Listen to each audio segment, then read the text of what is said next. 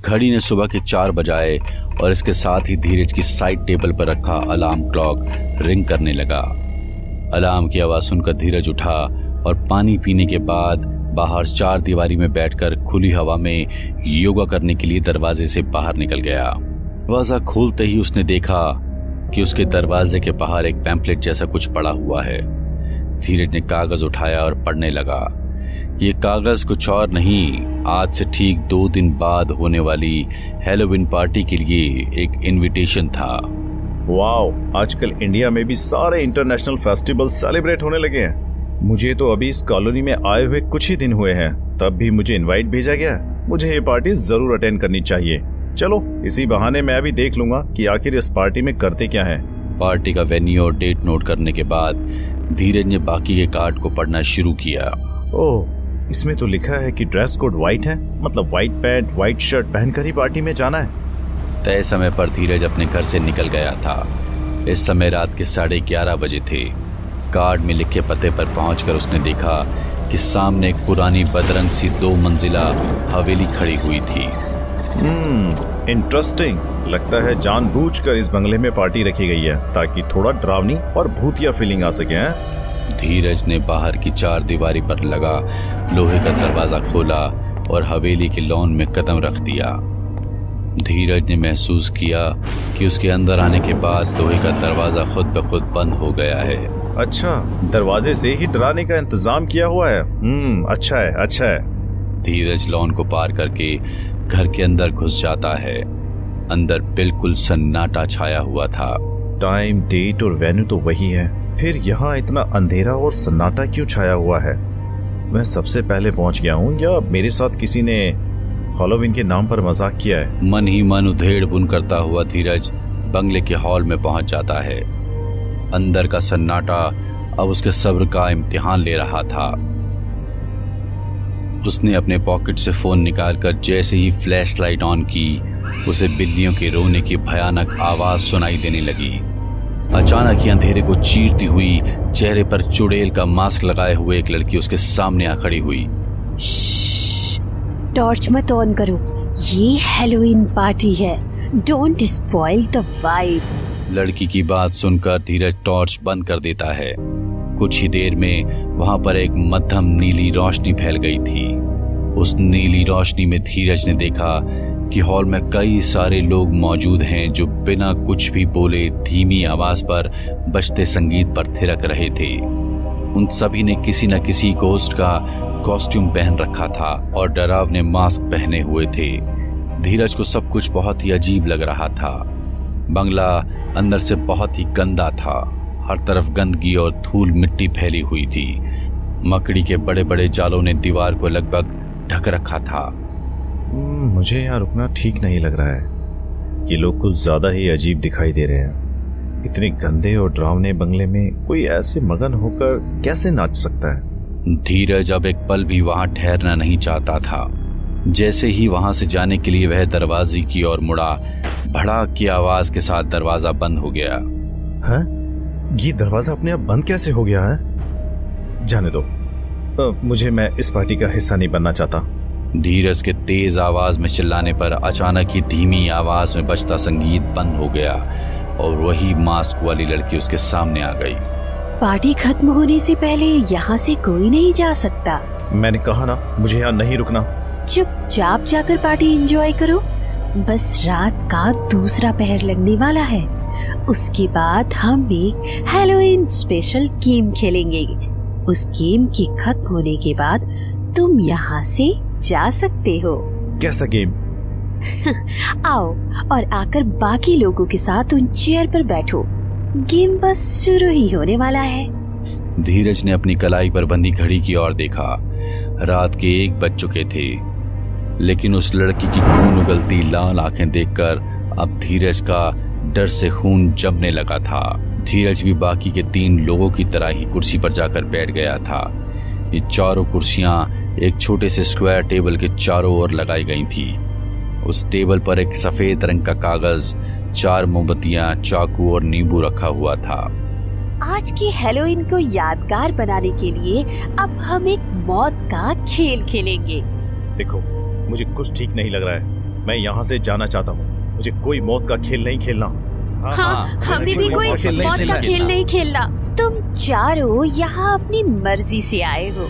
Invitation में साफ साफ लिखा था कि dance, music, game and fun. अभी फन बस शुरू ही हुआ है, अभी से वापस जाने की बात कर रहे हो।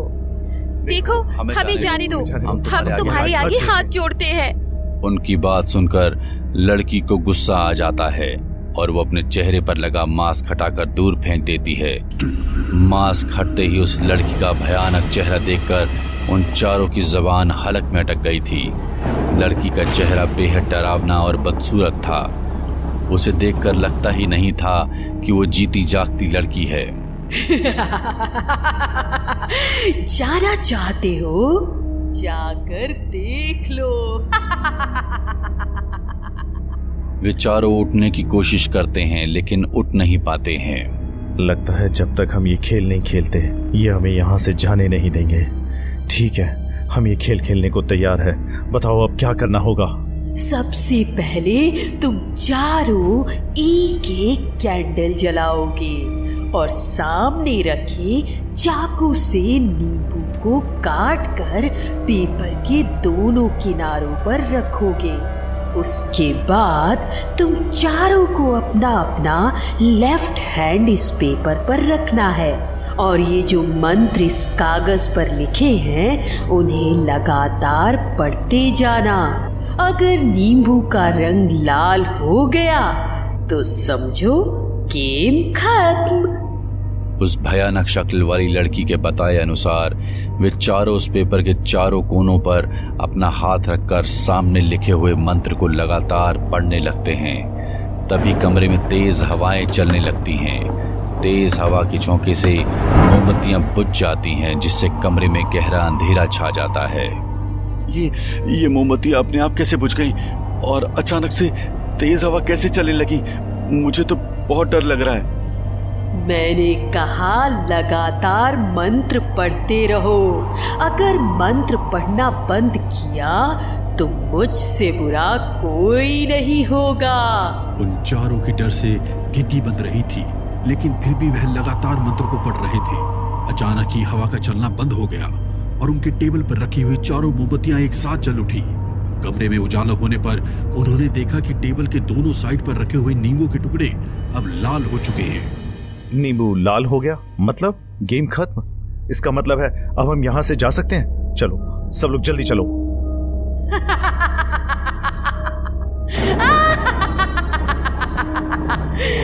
बड़े बेवकूफ हो तुम चारों। तुम्हें अभी तक समझ नहीं आया कि ये कैसा गेम था। एक बार मेरे पैरों की तरफ देखो, शायद तुम्हें समझ आ जाएगा। लड़की की बात सुनकर वो चारों उसके पैरों की ओर देखते हैं तो पाते हैं उसके पैर थे ही नहीं। यह नजारा देखकर टेबल के सामने बैठी हुई लड़की चीख पड़ती है। इसका मतलब तुम कोई चुड़ैल हो। हाँ, मैं परसों से इस हवेली में कैद हूँ, लेकिन मेरे मालिक को एक तांत्रिक ने कैद करके मकान के अंदर गाड़ दिया था।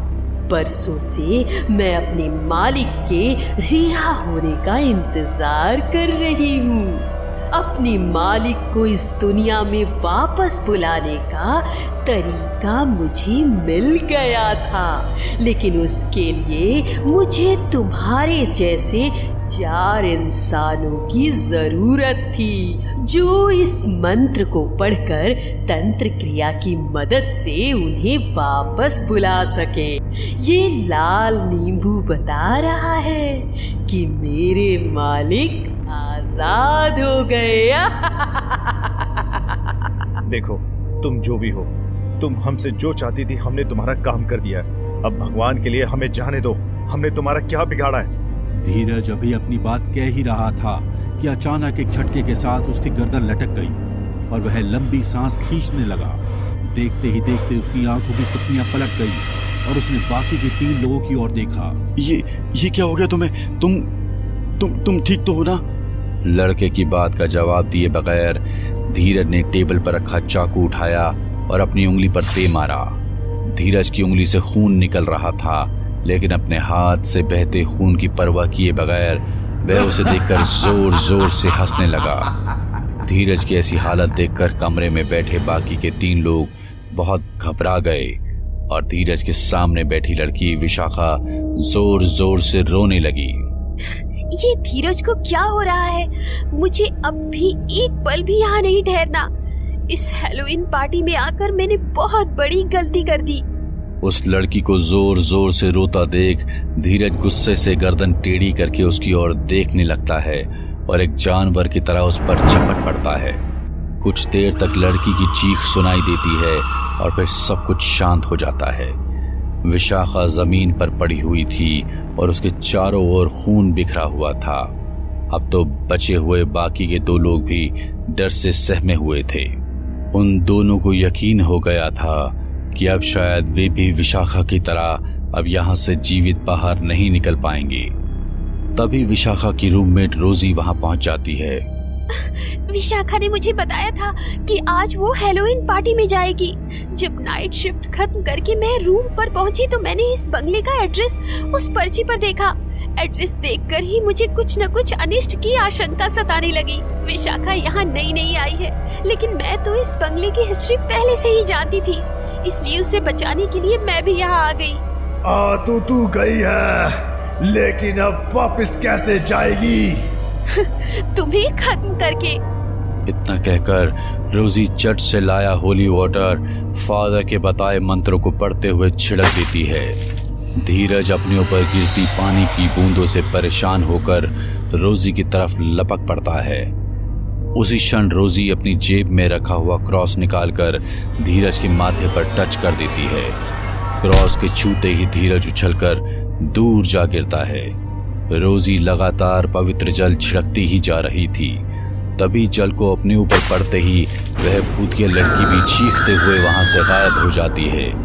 कुछ ही पलों में धीरज को होश आ गया था। उंगली कटने के कारण उसे काफी दर्द हो रहा था। बाकी 4 लोग उसे सहारा देकर वहां से बाहर ले आते हैं। उस रात रोजी के कारण उन तीनों की जान बच गई थी।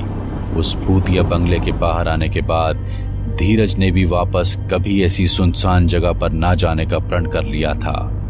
उस काली मनहूस रात को धीरज अपने जीवन में कभी भी नहीं भूल सकता था।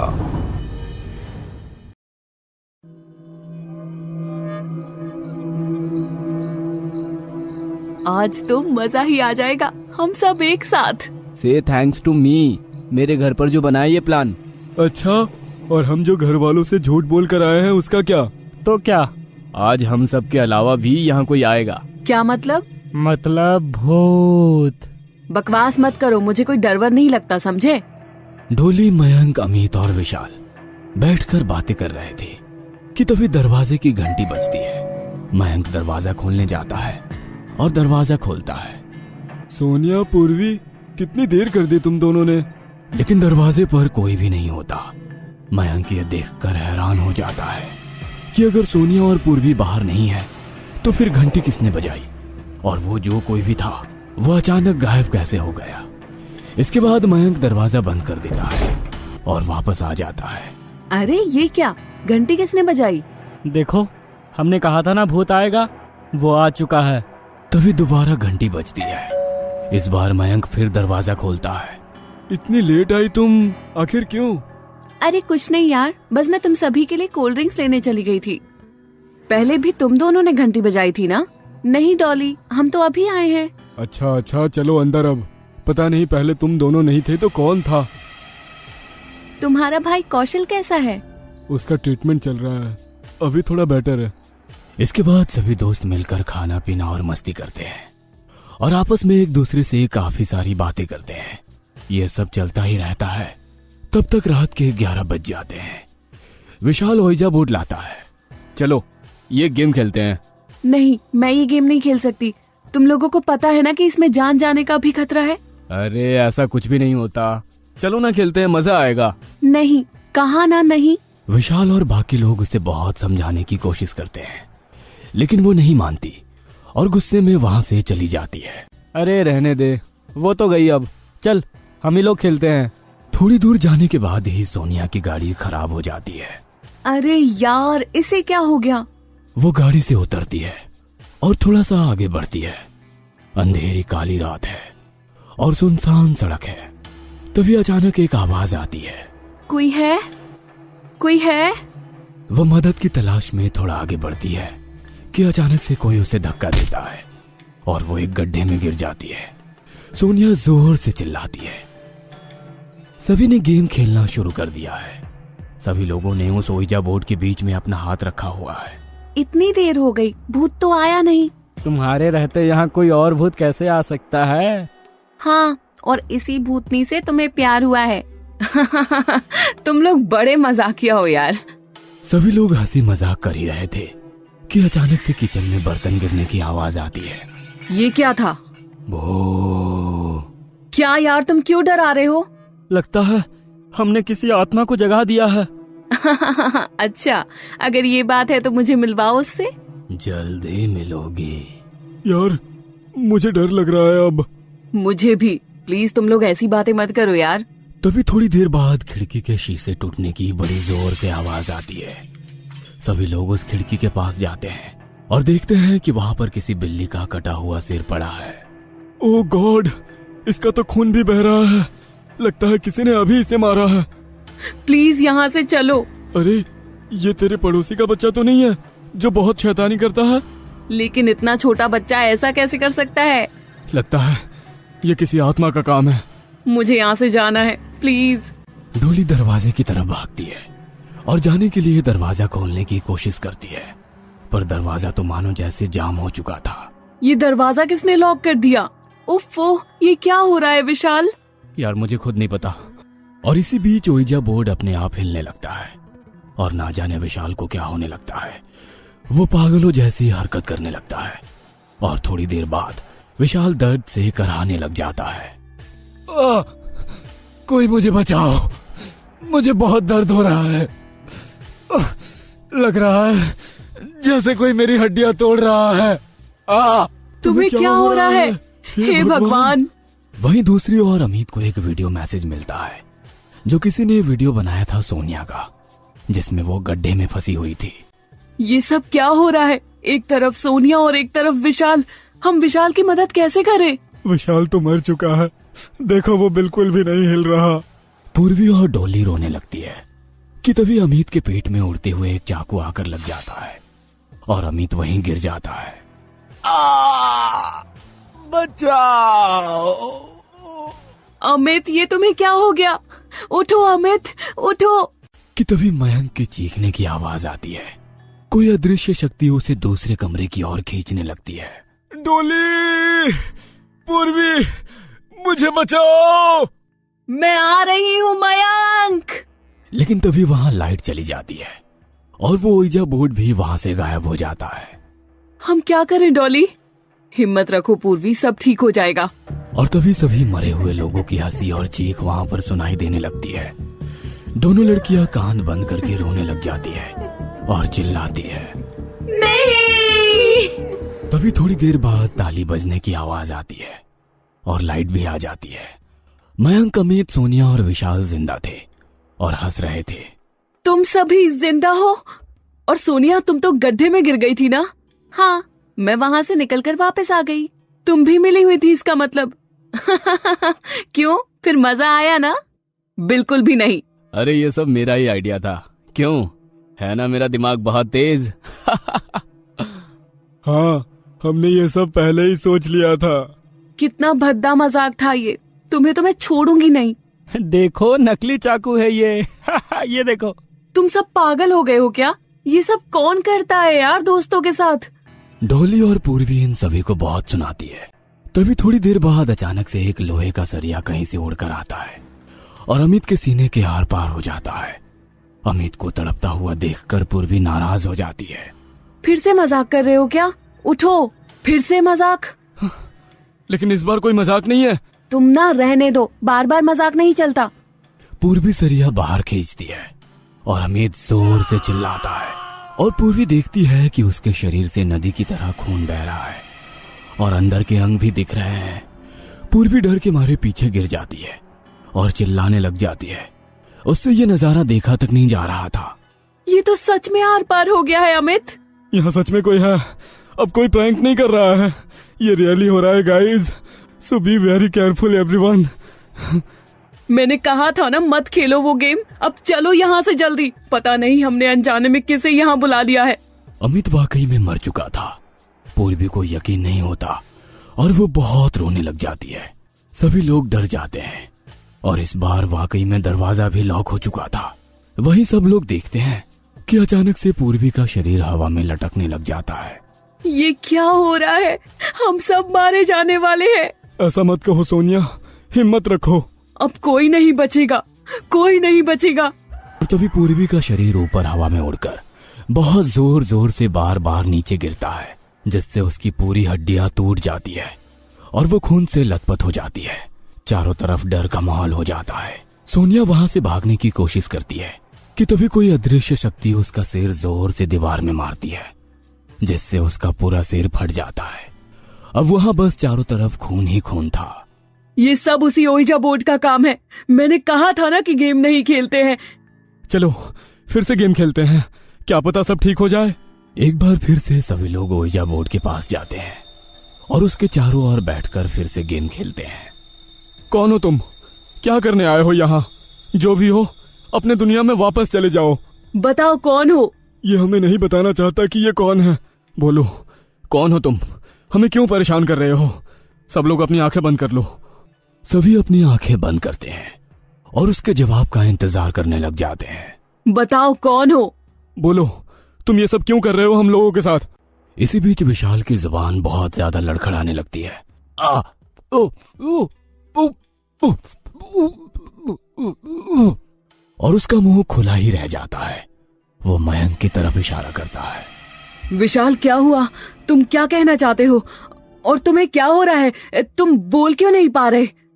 और इसी बीच विशाल के हाथ पैर की हड्डियां पूरी तरीके से टेढ़ी हो जाती है और हड्डियों के टूटने की आवाज पूरे कमरे में गूंजने लगती है। विशाल टेढ़ा मेढ़ा होकर वहीं गिर जाता है और मर जाता है। कोई बचाओ! और तभी वो देखती है कि अब वहां से मयंक गायब है। यह देख डोली का खून सूख जाता है। आखिर विशाल मयंक की तरफ इशारा क्यों कर रहा था? कहीं मयंक कहाँ हो तुम? इतना कहकर वो पीछे मुड़ती ही है कि वहां मयंक आ जाता है और उसका गला पकड़ लेता है और बालों से खींचकर उसे दूर फेंक देता है। तुम ऐसा क्यों कर रहे हो मयंक? मैंने तुम्हारा क्या बिगाड़ा है? मैं तो तुमसे प्यार करती हूँ। ये बात सुनकर मयंक भावुक हो जाता है और अपने उस खूंखार रूप से सामान्य रूप में वापस आ जाता है। यही बात मुझसे मेरा भाई कुशाल भी बोलता था, लेकिन वो इस दुनिया में नहीं है अब। क्या? पर तुमने तो कहा था कि वो जिंदा है, उसका इलाज चल रहा है। वो कल रात ही मर चुका है और ये सब पूर्वी और सोनिया और विशाल की वजह से हुआ है।